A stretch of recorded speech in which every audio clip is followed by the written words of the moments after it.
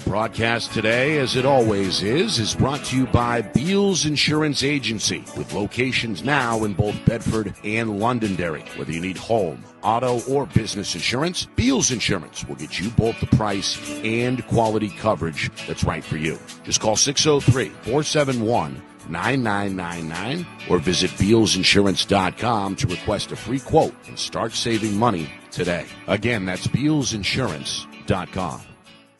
How can you reach your team's fundraising goals at no risk and no cost? MG Sports offers a variety of products to make your team's fundraiser a success. Their products include tickets and discount cards to hundreds of local businesses. MG Sports now has a digital platform where athletes can raise funds in the comfort and safety of their own home. Don't waste another season. Raise more funds than ever before and become another football program in New Hampshire that sets fundraising records every season. MG Sports, fundraising made easy. Visit mgsportsfundraising.com to start raising money for your team today. The New Hampshire Tomahawks promote the highest level of club lacrosse competition, not just in the state, but in the country. Looking to get recruited? Director Chris Cameron keeps an open dialogue with the nation's top college lacrosse coaches. Over 400 New Hampshire Tomahawks alumni have played at the college level, including the ACC, Big East, Big Ten, Ivy, NESCAC, NE10, and more. New Hampshire Tomahawks coaching staff has over 100 coaches, including current high school, varsity, and college coaches. The Tomahawks offer training for players of all ages, clinics, camps, and leagues, along with spring, summer, and fall elite teams. So play with the best. The New Hampshire Tomahawks, showcase and development for college lacrosse. Visit NewHampshireTomahawks.com and girls.nhtomahawks.com. Hey, I'm Chad, the owner of New Hampshire iPhone Repair. We're New Hampshire's most trusted and affordable repair shop for your iPhone, iPad, iPod, and even Android needs. Don't worry, we're affordable, reliable, and we back our parts with a lifetime warranty. And you know what the best part is? No, what? We can repair your phone while you wait. I know, that's why I'm here. Oh, I know, Mrs. Green. Here's your iPad, good as new. Bring your phone into New Hampshire iPhone Repair today. Buy local and save big. For over 26 years, Spectrum Monthly has been providing great local offers from businesses in New Hampshire and Massachusetts, delivered to your mailbox every month. Spectrum is chock full of savings from your favorite businesses. From local restaurants and retail stores to entertainment, fitness, and home improvement services. You'll have easy access to thousands of dollars in savings, including exclusive offers for Spectrum readers. Every month, enter our readership contest for a chance at winning cash and local gift certificates. Spectrum Monthly, no one brings you better offers. Well, hello, everyone, and welcome here to Epping. Nick Anastas, Steve Beals with you. It's FNL Gridiron, presented by Beals Insurance, the Week 2 edition, as we're on the eve of yet another full, jam-packed week of New Hampshire high school football. A lot to get to over the next hour or so. We'll begin in a moment with the New Hampshire Union Leader Power Poll. A lot of blowouts over the weekend. A lot of the teams we thought were in that top 10 proved that they should have been in that top 10. Also, three guests on the way, two of them coaches. We'll begin in about 15 minutes or so with Merrimack headman Kip Jackson. The Tomahawks looking to rebound in their home opener tomorrow night against Keene. And speaking of the Blackbirds, head coach Lynn Patnode follows Coach Jackson at the bottom of the hour, 6:30. The Blackbirds also looking for their first win after a close loss against Salem. We'll round out the show with our old friend Roger Brown of the New Hampshire Union Leader and the founder of New Hampshire FootballReport.com. But first, let's welcome in Steve. He joins us live from his home in Londonderry. Steve, how are you? Doing well, Nick. Still trying to parse out what happened over this weekend. Jam-packed 3 games. At the end of it, boy, I tell you, after we broke everything down, I really felt it. But how much football we had seen, Nick.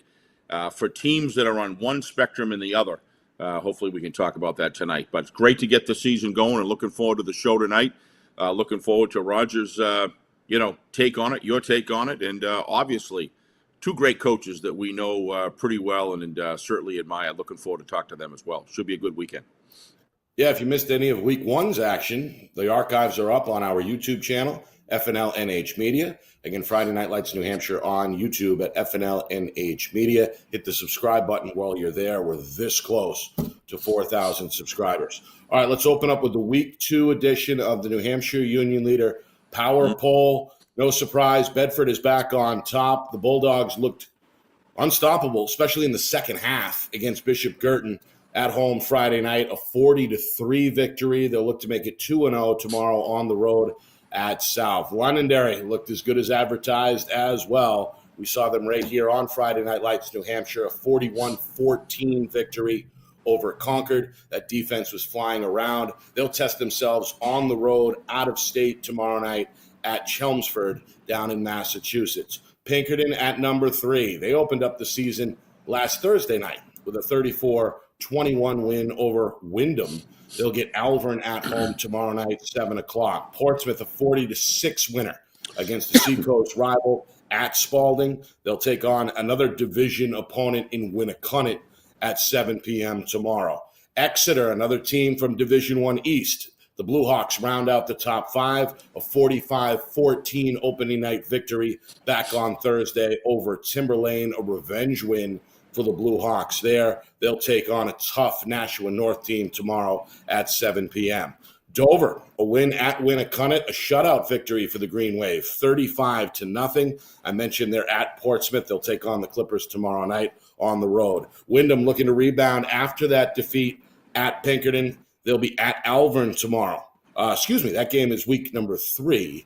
Wyndham will take on an out-of-state opponent tomorrow. Same thing, by the way, with Souhegan, the number 8 team in our poll, and the first Division II team to appear. Again, the Sabres at number 8 after a 53-0 win against Hillsborough Deering Hopkinton last week. Nashua North, they pop into the top 10 for the first time following that 24-7 win over Merrimack. Again, they're at Exeter tomorrow night, and rounding out the top 10 is the Division II champs, Pelham. They looked like it Friday night, beating West 49-0. They are at St. Thomas on Saturday.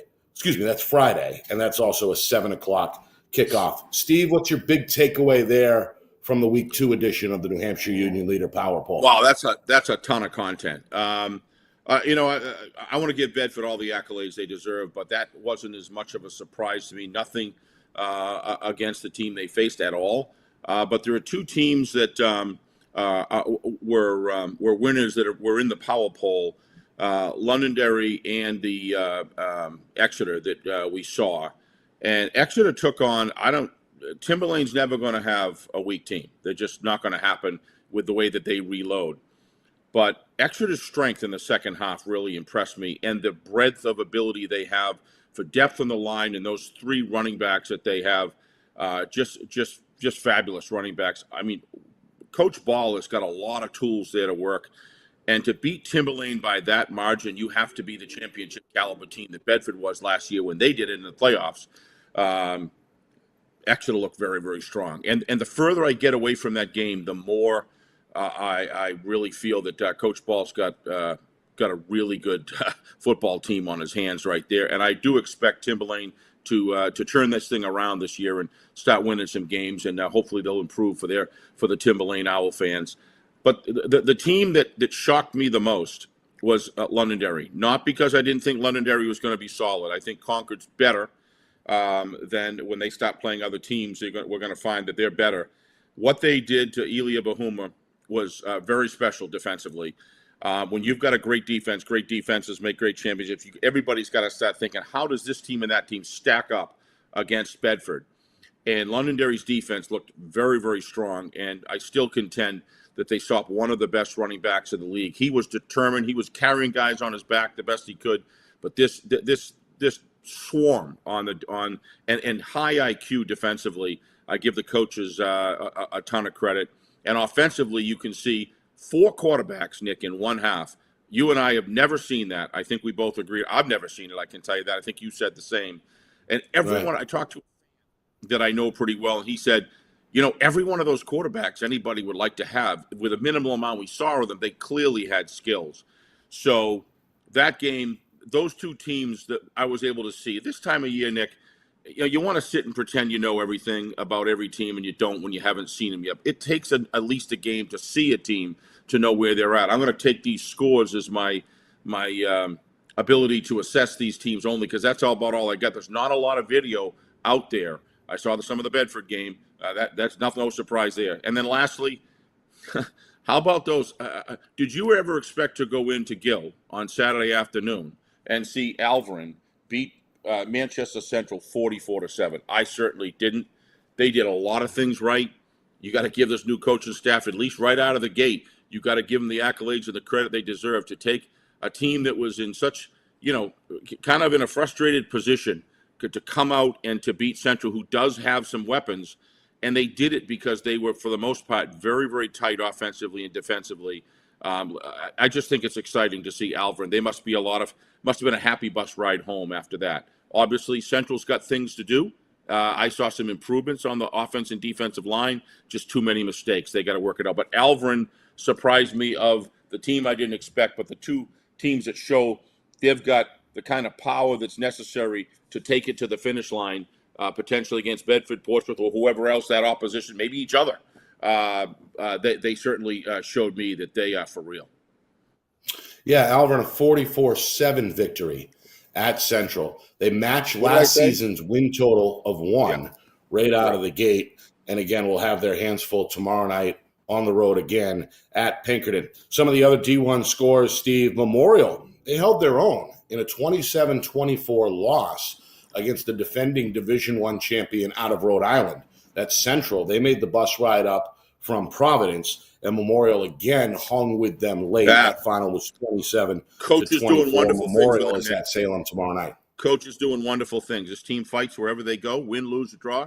They just keep coming back. We lose, we're just going to keep fighting. And that's the kind of spirit you need in a program that's being in the process of being turned around. We saw that last year, even in the game in Wyndham. They just don't give up. Even though they're losing a game, they don't give up. And that kind of spirit's going to do them well. Coach is doing a good job over there. Keene, as we mentioned, looking to rebound tomorrow night at Merrimack. They fell 19-14 in week 1 against Salem. Blue Devils won just 2 games last year. So congratulations to Coach Abraham getting his group off to a good start with a victory. But that leads us into tomorrow night's broadcast. It's our Friday Night Lights New Hampshire Game of the Week presented by Beals Insurance. Keene at Merrimack, a big early season Division I West showdown that kicks off at 7 o'clock. Our coverage begins at about 6:50 Eastern time. We've got Coach Jackson here on deck, and we'll bring him in here right now. Might as well, as Coach Jackson joins us once again here on FNL Gridiron, presented by Beals Insurance. Coach Jackson, how are you? I'm doing well. A little hot, just like everybody else in New Hampshire, but I'll survive. How are you guys doing? We're good. Coach, thanks for joining us. Your good coach. Team struggled at times on offense in that 24-7 loss against North. Your defense certainly held their own. What were some of the big takeaways you had there in that week 1 loss against North? Well, you're being kind. We didn't struggle at times. We struggled throughout the entire game on offense, and we struggled at times on defense. North is a really good team, well coached, and they beat us up front. Which, if you talk to any football coach, anytime you get beat up front, you're in for a long night, and that's what happened on both sides of the ball. What did you take, or what steps did you take this week to try to address that? Anything extra, or is this just kind of part of the natural progression of how things unfold season to season? Yeah, I mean, we're not abandoning ship after week 1 or week 7 or week 9. We're going to try to get better every single day, and hopefully by the end of the season, we're a much better football team. And typically within our program, that's what happens. And I would like to think that we got better this week. We definitely focused a lot more on pad level. That's been a point of emphasis over the last few years, and definitely was a point of emphasis this week. Steve? Coach, we had been able to have a quick chat after the Chad game, and you clearly described that this is a new group of guys to a great extent. You lost a lot of seniors coming in, and obviously that makes a challenge for development that's going to probably come out a little bit slower out of the gate. Do you think that was a part of this? Or is it just that Nashua is just that good a football team? Obviously, combination of the both. But what are the sort of things that happened this week that you were able to address to whatever first question answer you give me? What did you do this week to address those things? So this is and this falls on me. Once again, anything bad falls on me. So Second year, and it should. It's second year, I think, in a row where I don't think we performed up to our capabilities the first game of the year. And same thing happened last year when we played Bonnie Eagle. Obviously, there were other circumstances associated with that, but I think we really last year we had 5 new starters on the offensive line. This year we have 4 new starters on the offensive line, and they were put in a situation that they hadn't been put in before under the big lights, and we just need to grow up, and hopefully last week was a great learning lesson for everybody involved, and we can get better this week. Going forward with Keene, always puts together a good program. They come right at you. There's no surprises, real surprise there, other than the normal deception that would be built into a power eye style, right at you, right in your face offense. What are your thoughts on them? What are where's areas you're going to have to play really strong, Coach, to be able to come out potentially at level of victorious in this game? Yeah, I mean, once again, going against Keene, going against Coach Patnode, coach team, they're going to come right at you. They're going to be physical. They're going to play with great pad level. And for a team that struggled with that a week ago, we'll find out pretty quickly if some of the things we did this week were going to help us improve. Because they're definitely going to try to play, once again, a running style, physical style, and we're going to have to be able to match that physicality and be better. Coming to your home team, we're going to be there. We've been trying to get to Merrimack, as you well know, for quite a while now. So we're pretty excited. I know Nick and I are to come. It's a great field, great press box location to view a game. What are the sort of things that as far as like special teams, offense, defense, when you kind of come to Merrimack, you get a special feeling there because the fans are very close and very tight to the field, at least on the home side there. Yeah, they're too close. We need to move them back a little bit more. And why are they too loud? Move the concession stand a little bit closer. No, it's a great game day environment. It really is. And like you said, even though it's a facility where there's a track that separates it's close. The fans from the field, it's still a lot closer than it seems. And the Booster Club, as well as the community, does a great job of supporting the team. And I was going to ask you guys, you seem to cover Keene Merrimack every single year. I don't know what the draw is, but we're really thankful for it. It's you, Coach. We follow you around. We're groupies. We just keep moving. That's you must really love me if you're following me to Keene, I can tell you that. So that was a long ride you guys took a couple of years ago. Well, Coach, give us a couple of names here as we start to look at this roster. Who are some of the players that have jumped out so far, and who should Steve and I be looking for tomorrow night?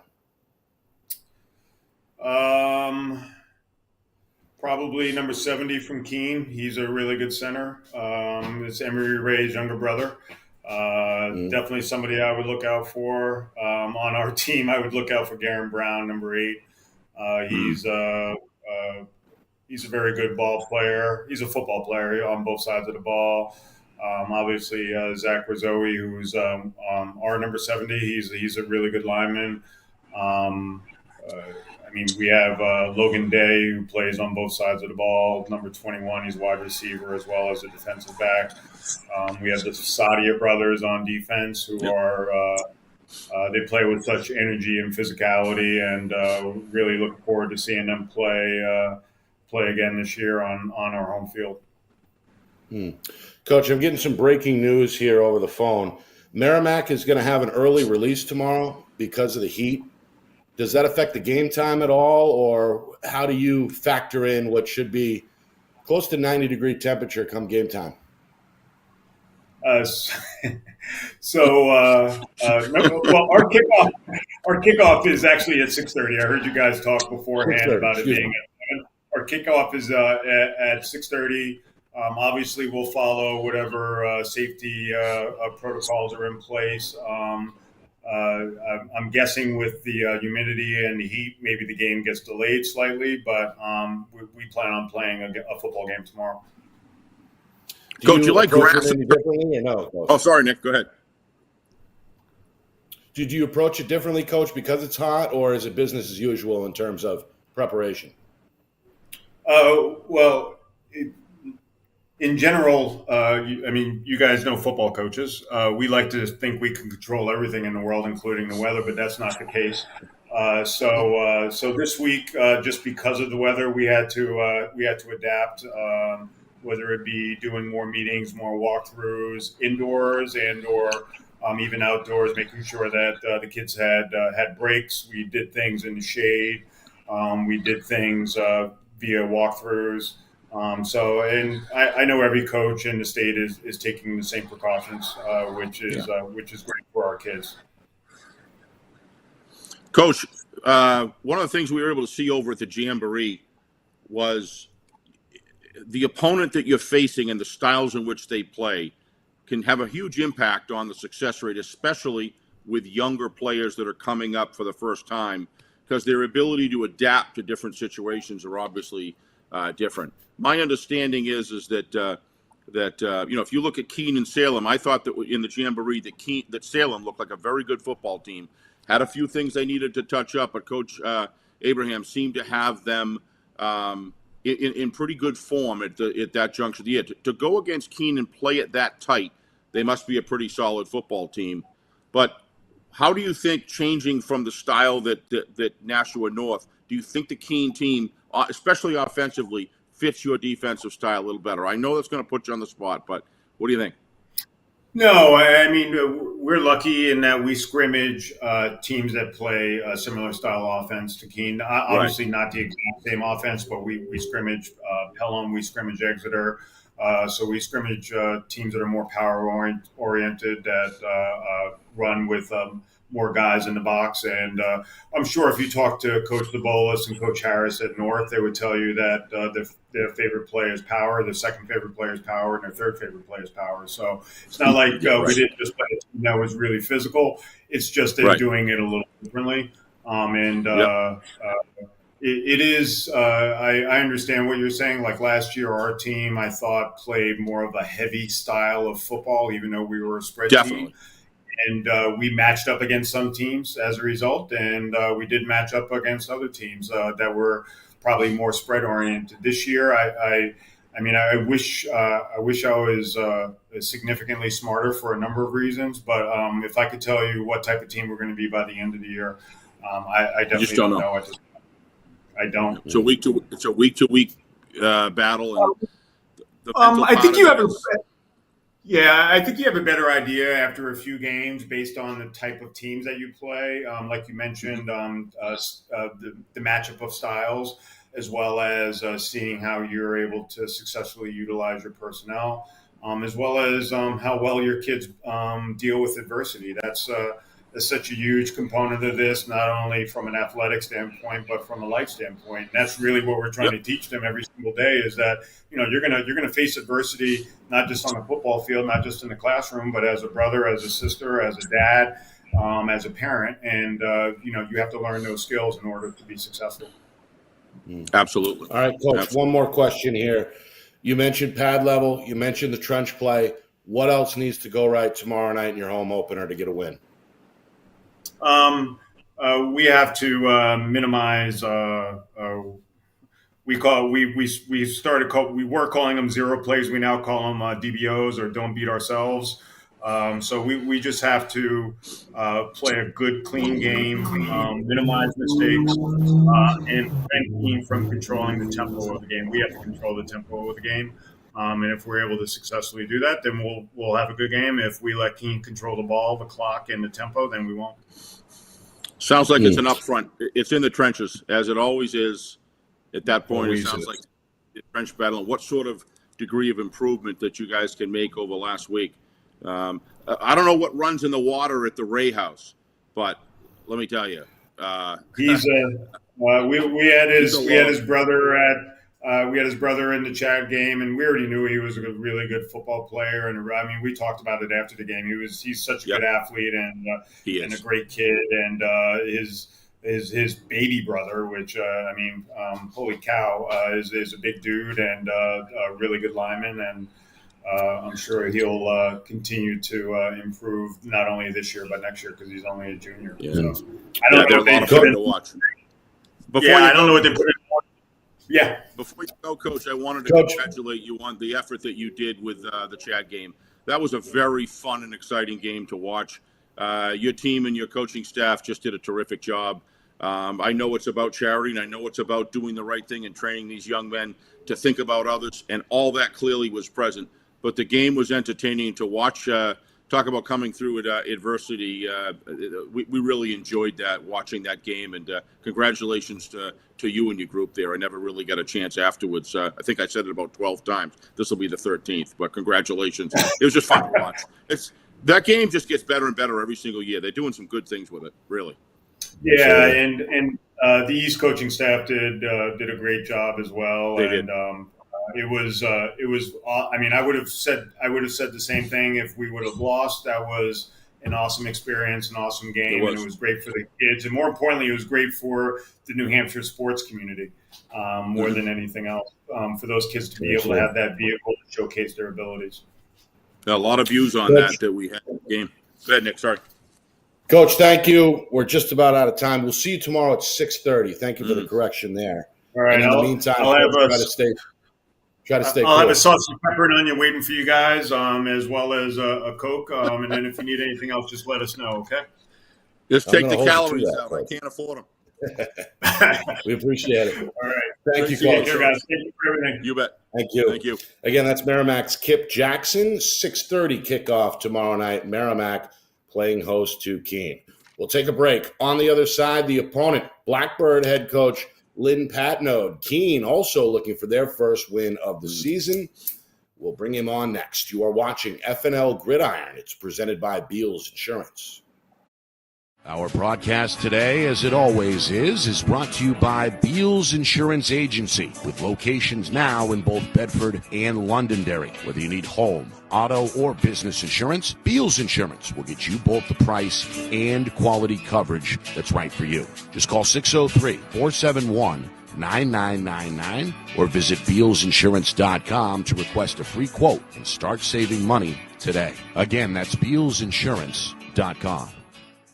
How can you reach your team's fundraising goals at no risk and no cost? MG Sports offers a variety of products to make your team's fundraiser a success. Their products include tickets and discount cards to hundreds of local businesses. MG Sports now has a digital platform where athletes can raise funds in the comfort and safety of their own home. Don't waste another season. Raise more funds than ever before and become another football program in New Hampshire that sets fundraising records every season. MG Sports, fundraising made easy. Visit mgsportsfundraising.com to start raising money for your team today. The New Hampshire Tomahawks promote the highest level of club lacrosse competition, not just in the state, but in the country. Looking to get recruited? Director Chris Cameron keeps an open dialogue with the nation's top college lacrosse coaches. Over 400 New Hampshire Tomahawks alumni have played at the college level, including the ACC, Big East, Big Ten, Ivy, NESCAC, NE10, and more. The New Hampshire Tomahawks coaching staff has over 100 coaches, including current high school varsity and college coaches. The Tomahawks offer training for players of all ages, clinics, camps, and leagues, along with spring, summer, and fall elite teams. So play with the best. The New Hampshire Tomahawks, showcase and development for college lacrosse. Visit NewHampshireTomahawks.com and girls.nhtomahawks.com.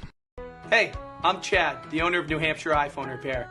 We're New Hampshire's most trusted and affordable repair shop for your iPhone, iPad, iPod, and even Android needs. Don't worry, we're affordable, reliable, and we back our parts with a lifetime warranty.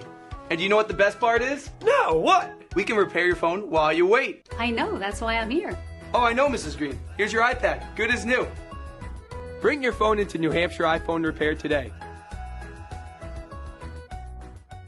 Buy local and save big. For over 26 years, Spectrum Monthly has been providing great local offers from businesses in New Hampshire and Massachusetts, delivered to your mailbox every month. Spectrum is chock full of savings from your favorite businesses. From local restaurants and retail stores to entertainment, fitness, and home improvement services. You'll have easy access to thousands of dollars in savings, including exclusive offers for Spectrum readers. Every month, enter our readership contest for a chance at winning cash and local gift certificates. Spectrum Monthly, no one brings you better offers.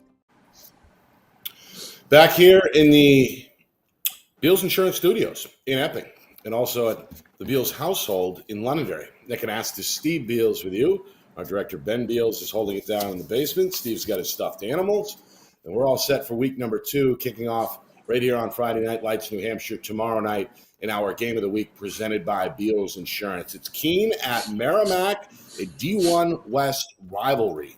We'll be on the air at about 6:20 Eastern time ahead of that 6:30 kick. It's going to be hot in Merrimack and should be fun, I would think, in that raucous crowd at Merrimack High School tomorrow night. We'll be joined in about 15 minutes or so by Roger Brown, the New Hampshire Union leader, senior staff writer, and the founder of the New Hampshire Football Report, nhfootballreport.com. Always fun to visit with Roger. Always in the know is Roger Brown. We're waiting to connect with Keene head coach Lynn Patnode as Keene looks for their first win following a loss at home against Salem back on Friday. And, of course, Merrimack in the same boat following a 24-7 defeat against Nashua North. Steve, what jumped out at you there from the Coach Jackson interview a moment ago? Coach Jackson knows exactly what he's got going on there. This is a developing team. He knew this, at the Chad game when we talked in that interview then. He understands as good as anybody that it starts and ultimately kind of finishes in the trenches, and he's got some young fellas coming. You heard him. He had 5 starters last year. 2 of those starters were really special athletes. But these 4 I haven't got a chance to see. I'm looking forward to see their development. But I think that's the core issue. He did drive quite a few good players around them. I think he knows where he has to, fix the program and develop it. I just appreciate his honesty by saying, I don't know where we're going to be at the end of the year. He's leaving it up to the kids. But one thing for sure, they're working on fundamentals, and they're going to get better. There's no question. And Nashua North's a good football team. So I'm not trying to be a distraction. This guy, he's concerned about the fact that they don't have a moose as a mascot. And I'm gonna hitch him out of here in a second. But he'd like to plead his case that he'd like to see some school adopt a moose, given the fact that they're a big New Hampshire item. So I'll escort him out of here. And he also wants to come back, maybe ask Roger Brown a question, because that's one of his heroes on New Hampshire Football Report. But on a serious note, I think Coach is very in tune, as he always is, with his team. Call it a building year, whatever. Everybody says that all the time. He's going to feel some sense of urgency to get this right. We're going to see what kind of a year of a lot of it's not just practice on the field; it's film. It's showing how you get beat, why you got beat, and then what we have to do fundamentally. What he does do is he understands young men very well, Nick, and he'll have the patience that is necessary, but also build a culture of expectation that's going to be very, very high, and it's going to be interesting to see where they line up.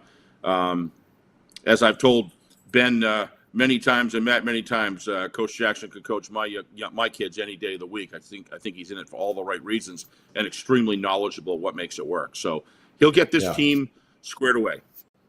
And as we know, Steve, a telltale sign of a good head coach and a good coaching staff is the improvement week to week. And it seems like Merrimack seems to get stronger year in and year out as the calendar year starts to flip. October becomes November, and next thing you know, they're right there in the playoff hunt. So it wouldn't surprise me if once again he maximized this group over the course of the season. And they're never a team in the playoffs that you could take it. When he makes the playoffs, they're not a team you can take for granted. They scrap, and a lot of that comes from the attitude top down. Merrimack kids, whether it be basketball, whatever sport they play, they're not going to back down, and he puts that right. That's built right into the Tomahawk culture. I'm very interested to see the team. I'm equally as interested to see Keene, because we've followed them, Nick. We've always made the pilgrimage two years in a row out to, and I say that endearingly, out to Keene. Wonderful place. What a special place to watch a game. All throwback stuff, throwback offense, throwback defense, and a stadium that's just got a special feel in it, Nick, when you set up that box calling it.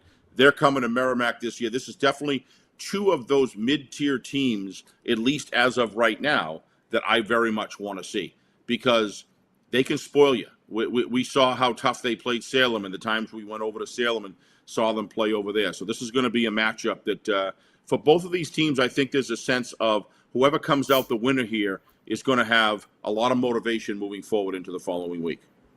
Yeah. We are trying to connect with Keene head coach Lynn Patnode right now. I guess Coach is trying to find a better signal. So hopefully he'll be joining us momentarily here. We heard from Coach Jackson a moment ago. Of course, if you're just joining us, you can check out the archives and listen to that interview in its entirety. The show will be posted as soon as we wrap up here. But obviously you mentioned Ray, right? One of the better linemen. His brother was a beast, as we know. He just graduated in June, but now there's another Ray up front. How do you game plan around a player of that caliber in the trench as a head coach? Yeah. Well, it depends on which side of he's playing. You got to double team him on both ends. We saw that against number 77, Devlin. Was it Devlin? Nick Devlin, I think it was. Yeah. They were trying to run him both ways, and there's no way that with that kind of energy expending that takes place right in the center over the football that can last too long, because what happens is you lose the edge that he desperately needed. They kept him on offense, which I think was the right decision by Coach Fitzgerald. But he's in that same vein of those players that are based extremely well, that can literally take two players and still apply pressure, which means that the other linemen have to be, even after losing a double team battle against one guy like a Ray and like a Devlin. What happens is you always have to have his teammates be looking in case he breaks through that. So I call it resources. He forces you to expend all your resources. Very Vince Wilfork-esque, if you will. Yeah. And what that does is make all the players around them, especially the linebackers, love it, because it creates a lot of green space for open vision for their defensive ends and their linebacker core to be able to be very, very effective. And that's where a guy like that can just take over game. All right, let's bring him in. Lynn Patnode, we've got him hooked up, and he joins us live from the team right now here on FNL Gridiron. Coach, we appreciate you jumping on here. Welcome aboard. How are you tonight? I'm fine, thank you. We're just stepping away from practice, but it's very hard to make a cell phone call at Alumni Field, so I had to move to a different location. Well, we appreciate it. Yeah, Coach. you know that, right? AC on in there. Yeah, but we got it out. Yeah. Right. Coach, where's your team at a week into the season? I think that they are a work in progress. I think we've got some, again, same troubles that we always have over here, is that we don't have a huge senior class, and our numbers are down this year from this is the worst year I've had for numbers since I've been there. Huh. And why is that, Coach, in your estimation? I don't know. I honestly think that it's not a popular sport here. But the main reason we're hurting right now is because the youth league was so far down about 3-4 years ago, and we've been working hard to try to get the youth league up, to get the numbers up there. And not having a middle school team, I have to depend on the youth football league. So we finally got those numbers this year to respectable. So I'm thinking that, 3 or 4 years from now, Keene High will see the benefits of that. But up until now, the numbers at the youth league have been pretty dismal. So, Coach, how do you and your staff adjust? Do you lean more on some of the veterans that are in camp, or how do you do that? What we have to do is we have to do even with teams that have 130 players, we play our best both ways. We try to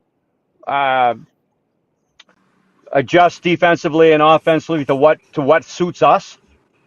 And I'm trying to do that. We're not a big, powerful team this year. So, our running game isn't what it has been in the past and what I like. So I've been trying to implement more timed up passing game. And we've gone to a 30-34 defense. I've always run a 40, but we've gone to a 34. And what you do is you take a look at what you got and you try to work with it as best you can. Steve? Coach, does having the younger Ray on the team help you go with that defense where you can draw attention and resources and you almost have like a hidden line with 3 guys? Is that a possibility? Yeah, no, it definitely plays into it because he is by far our best lineman. And if we didn't have somebody of his caliber, it'd be hard to play that. But that being said, it'd be hard to play a 42 if you've got 3 weak players. And I'm not saying we have 3 weak players, but I'm just saying, we don't have the players that we've had. Yeah, right. So, and the other thing that we moved Evan Ray to center this year because it didn't take me long to figure out that last year we had an undersized center, and all the teams that notoriously play a even front went to an odd, and really took advantage of the fact that we had an undersized center. Coach, Nick and I were able to see Salem in the Jamboree in Manchester, and obviously anybody at that time frame of the year has areas where they can prove, sure. But I thought they looked very solid. I thought they looked physical, and I thought they looked like a good football team. And you went 14-19, so that's not by any stretch a blowout. I haven't been able to find any film in that game whatsoever, and I wish I could because with you coming on, I wanted it. But having said that, could you just give a quick synopsis of how you stayed this close to them, and how did that game, what was the flow of the game, if you could just share with us? Yeah, it was a track meet the first 5 minutes. Okay. I think it was 12-7 after a quarter or less, if I remember correctly. And I remember standing on the sideline saying this is going to be a 45-42 ball game if we can score. And and then all of a sudden, both defenses started clamping down a little bit. What I found defensively against them is that they're so well tuned up front. They don't always have the biggest guys in the trenches, but my God, they know how to play. And they did in 21 when we went over there and played them pretty tough, and they did again last Friday. And so we had to change some things up defensively. We stayed with the 34 for sure, but we had to change. We had truly had to make some adjustments with our linebackers, their assignments, and it actually worked, and it tightened the game up, and it made it so that we were able to actually make Salem go 3 and out a few times, and that kept the game close. As far as scoring goes, we moved the ball on the ground pretty good in the first quarter, and then they did the same thing. They tightened up. And so we ended up scoring our second touchdown pretty much down the field through the air. Yep. And then it was a close ball game. I think it was the first play of the fourth quarter. We had them 3rd and 24, as I recall. And their quarterback hit a deep crosser to they lined up trips left, as I remember correctly, and number 3 went across on a deep crosser, and the quarterback hit him with a dime. It was just a gorgeous throw. And we had a small safety in that area, and the ball went over his fingertips. Yep. Pretty good though, I think. It was a good game. It was a good game, yeah. And I was proud of our guys because our guys battled. They really did. They fought hard. You're going into Keene, another grass field, Coach. So you're going to be playing on grass. There's some similarities between the teams. I'm sorry, in Merrimack. Did I say Keene? I'm sorry, into Merrimack. Yep. Thank you, Nick. Yep. When you look at this team, what are the sort of things we asked Coach Jackson the same thing? What do you have to do well in this game in order to come out victorious in this game? Well, they like to throw a lot. Obviously, they're wide open offense, and so we'll have to play pretty good pass defense. And I do feel pretty good about that. I think we're capable of doing that. I think the thing will be hard for us to do is make sure that quarterback doesn't get outside and go scrambling down the field. Now we probably won't play a lot of man coverage so that we can keep him in our sights, but he's a pretty good runner. So I think just controlling that quarterback and his ability to not only throw but to run very, very effectively is going to be a big part of it. How do you guys look on play action this year? Obviously, you're a running team. You guys are a running team. You come right at them. You establish that run, and then how do we look on as far as that's concerned? When it's time to pass.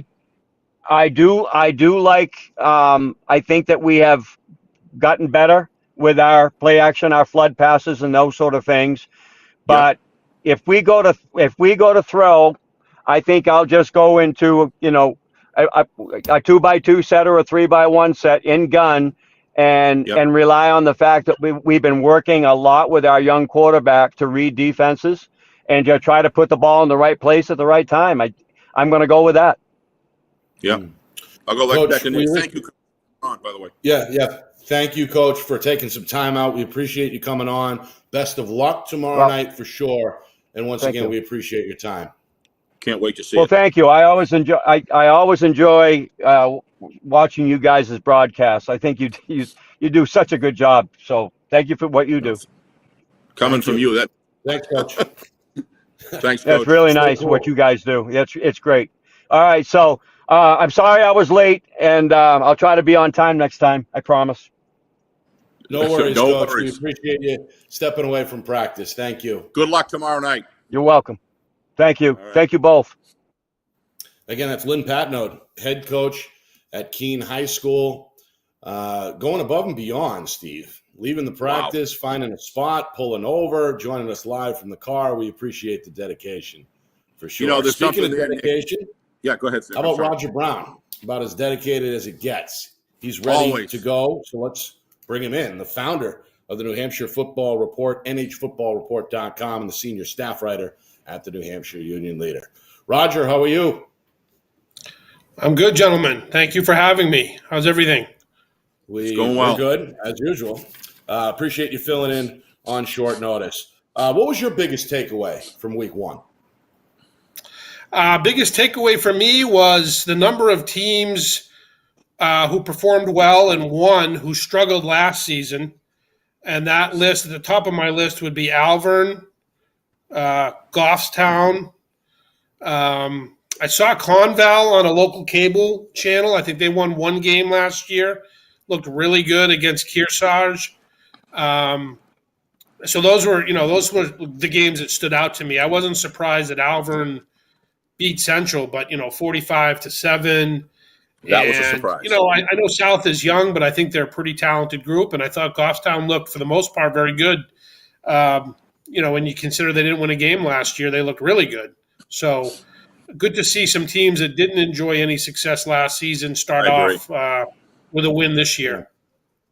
Yeah, let's stick with Goffstown. I apologize. That score flew under my radar at the beginning of the show, but they were 33-20 winners over Nashua South. Of course, they went winless last season. Coach Hammond, very good young head coach, as we know, obviously had those guys tuned up, and they look good in the process.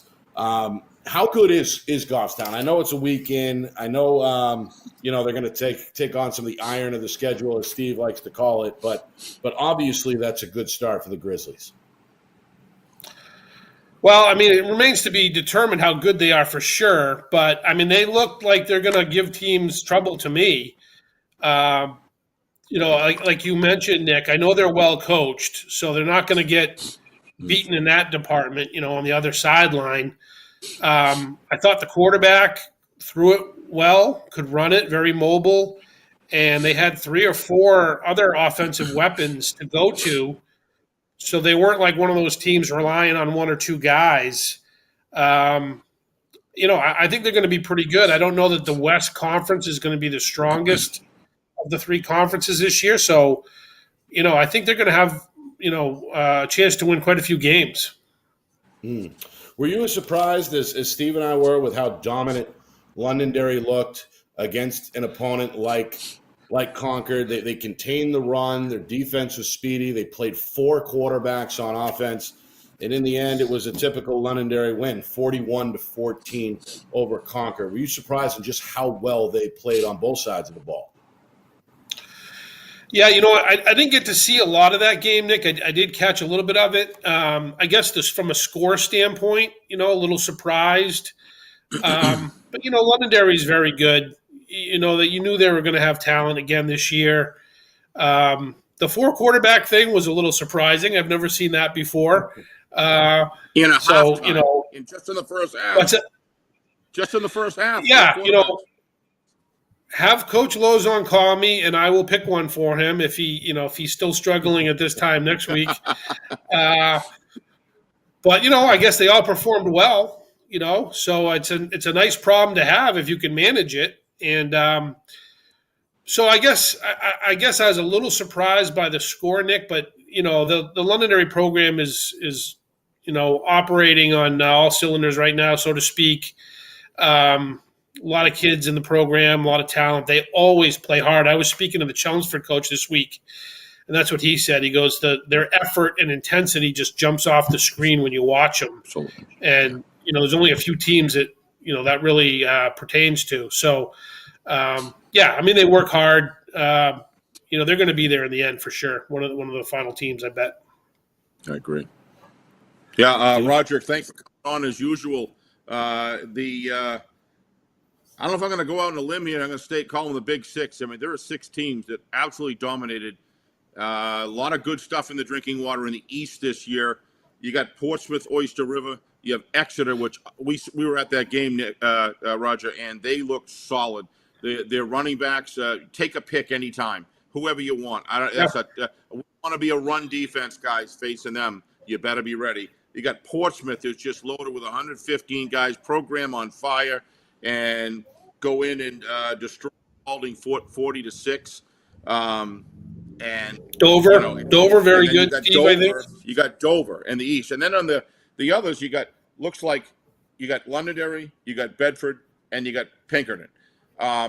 Those are the top 6 that I see right now. That doesn't mean that any of those, as you call those middle teams, can't make a run and can't continue to develop. I'm sure some will, and but these teams, I mean, when you look at Bedford beating BG, we saw them. You were there in the Jamboree. I thought BG looked pretty solid from what I saw there. Had some good receivers, got a quarterback that can roll out both sides well. A lot of good mechanics, a lot of good things going on there.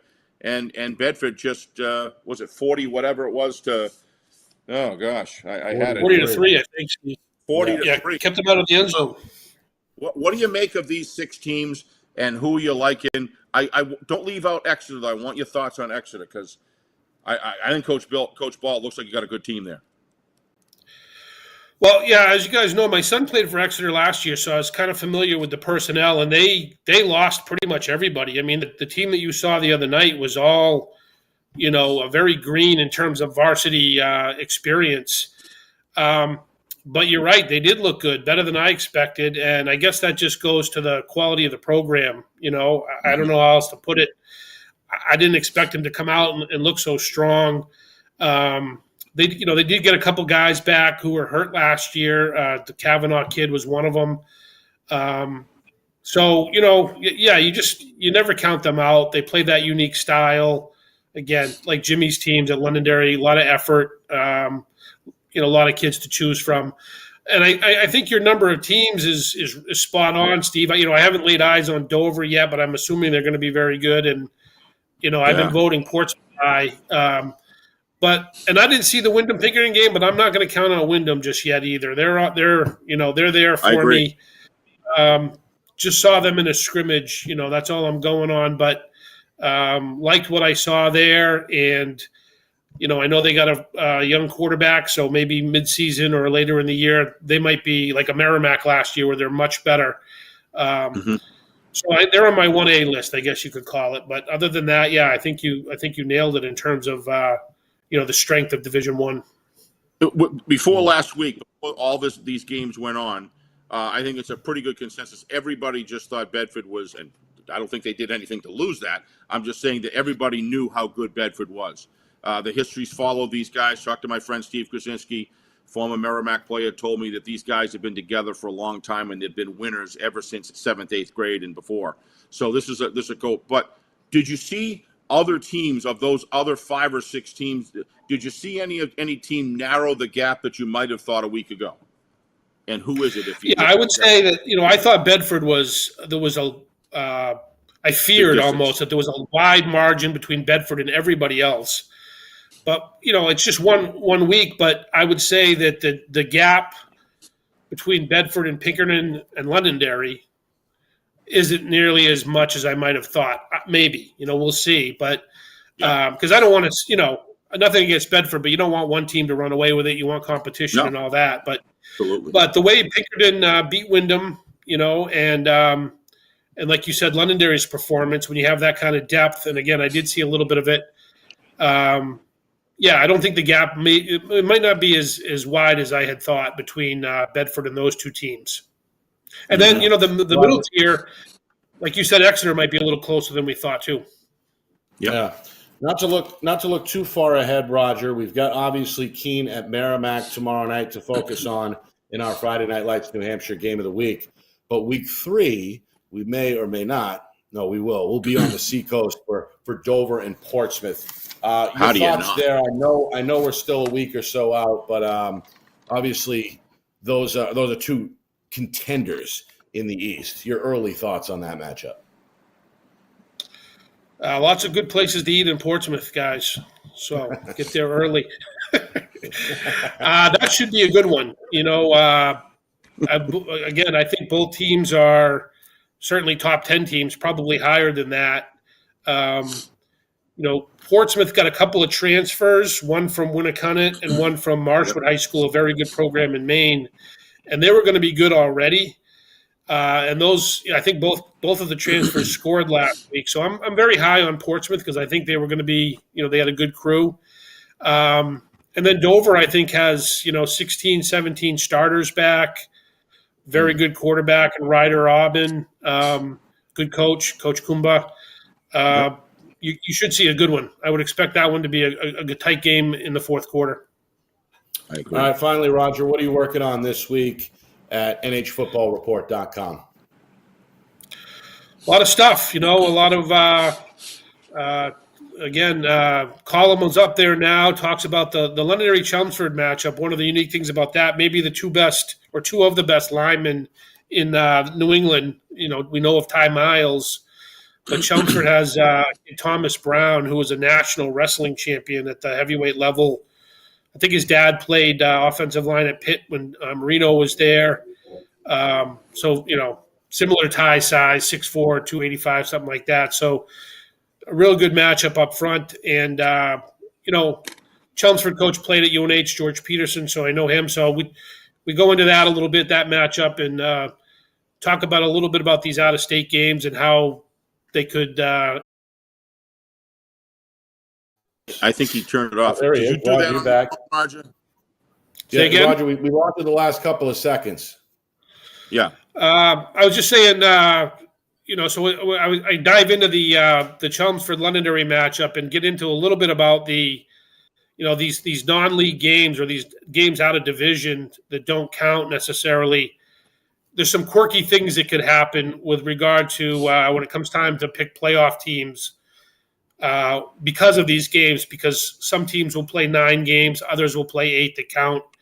And the point rating system, although it's very good, gets a little squirrely when you compare teams that don't play the same number of games. Yeah. So we'd need about a half an hour to delve into that fully. But, good matchup, though, Chelmsford Londonderry.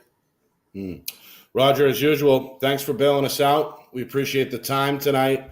And have some fun this weekend, week 2, statewide. We appreciate it. Thanks, Roger. Okay, guys. Have a good night. Thank you. You too. Roger Brown, senior staff writer at the New Hampshire Union Leader and the founder of the New Hampshire Football Report. Read his latest material at nhfootballreport.com. Another hour in the book, Steve. Another successful edition of FNL Gridiron. Your big takeaways from the show, and what are you looking forward to? Obviously, we're in Merrimack tomorrow night, but statewide, what will you be keeping your eye on tomorrow night? I'm really focusing on this game that we're doing because of these two programs. I think it's important for Division I football that they both succeed and both continue to prosper and grow. So I'm heavily weighted on that. I'm very interested to see the continued battle in the East of those 3 teams. I mean, how could you disagree with Roger on Portsmouth and Dover? You can't. I just don't think that Exeter's that far behind them. If things go right, I've watched Coach Ball face Dover before. I've watched him face Portsmouth before, and there's just something about those 3 teams. Throw Winnacunnet in where they're strong. Obviously, in the old days, throw Spalding in there where they're strong. That surprised me a little bit. But they got Spalding's got a lot good going on. I want to see if they rebound this week. But because I saw Londonderry, I'm kind of looking at other programs. Always interested to see what's going on. But the thing that I'm going to watch is the matchup versus the scores and the styles and all those inner components on those three teams, Exeter, Portsmouth, and because I really believe that East has got very strong teams. Their programs are gaining. The population in that area is growing. You start getting quality transfers into the Portsmouth area. Those communities have good feeder programs. We don't know because was originally from Bedford, now from Londonderry. But I keep my ear close to the ground and I watch what's going on out in the East. And there's some teams over there that are really gaining traction on numbers, commitment to football, excitement about football. Not that they didn't have it before, but it's back. Spalding, 80-something people, 80-something odd guys. Portsmouth, 115. I think Dover's got high 70s. You got Exeter, ran from the 20 to the 20-yard line if you watched last week in that situation. Timberlane didn't win last week, but Timberlane's got a lot of spirit. Program comes up from Division II, the old Division II, and playing some hard football. They'll get better as well. So, but those three teams in particular, Nick, is what I want to watch each week because I'm looking at formidable opponents for Bedford. Because as long as Bedford's number one, you start beginning to look at who are the teams that can match up against them pretty well. So they're the study. I know Londonderry. I saw a lot last week, and there's a lot sad, scary thing. Not sad, but if you're the opponent, a scary thing is Londonderry could even get better. Quite frankly, once they sit down with a quarterback, be interesting to see what happens there. But that's pretty much it. I'm really, I like these games like a Keene coming to Merrimack, Nick. I like them, especially early in the season. You see who's the team that we may have not been thinking about, but yet is getting better every week. And both of these coaches that we spoke to tonight know how to get, like the Coach Hammonds of the world, know how to take a community that doesn't reload necessarily every year, Nick, but every 2 to 3 years they reload. They know how to get things done and develop programs every second or third year. And so I kind of want to see how that goes. I have a lot of respect for both of these coaches. Absolutely. Yeah, we appreciate both of them joining us tonight. Again, we thank Kip Jackson. We thank Lynn Patnode. We wish them both good luck tomorrow night. We'll be at the scene again at about 6:20 is when we'll kick off the broadcast ahead of the 6:30 kickoff between Keene and Merrimack. It is our Friday Night Lights New Hampshire Game of the Week presented by Beals Insurance. Want to also thank Roger Nick Brown of the New Hampshire Union Leader, the founder of the New Hampshire Football Report.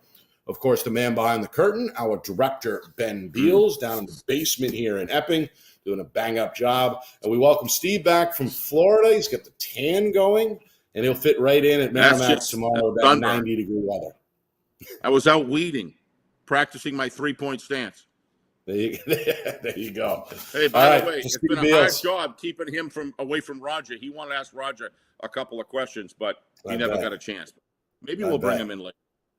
All right, folks, we'll see you tomorrow night at Merrimack. We'll be back at this time next week as well for another edition of FNL Gridiron. We are presented by Beals Insurance.